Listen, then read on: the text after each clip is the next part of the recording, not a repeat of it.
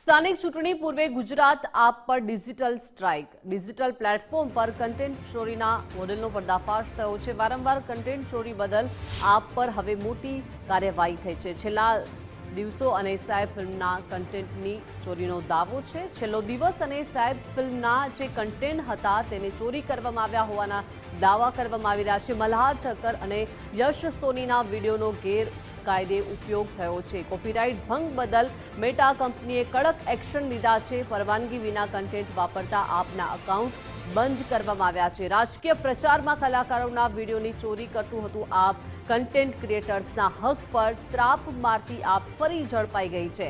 લોકો સુધી ભ્રામક કન્ટેન્ટ પહોંચાડવાનો પ્રયાસ થયા હોવાનો દાવો કરવામાં આવ્યો છે. ચૂંટણી ટાણે જ આપના સોશિયલ મીડિયાનો હથિયારો જે છે તે હેઠા પડ્યા છે.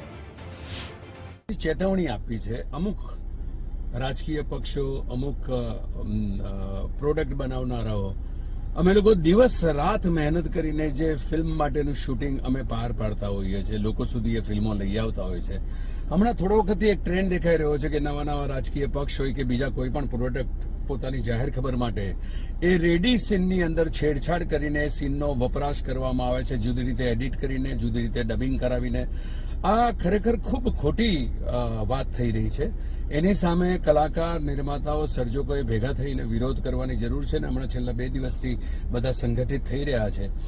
ગુજરાત પોલીસના ક્રાઇમ વિભાગને અમારી બધા તરફથી વિનંતી છે કે આવી જે કાર્યવાહીની સામે અમે ફરિયાદ કરી રહ્યા છે એની સામે કડક પગલાં લેવામાં આવે, જેથી અમારા ખૂબ મહેનતથી કોઈ જુદા કારણસર કરેલા સીન્સ, અમારા એ ખૂબ મોટા ખર્ચા અને દિવસ રાતની મહેનત પછી કરેલા એ ભાગોને એ લોકો પોતાના સ્વાર્થના કારણે પોતાના કાર્યો માટે ન વાપરે.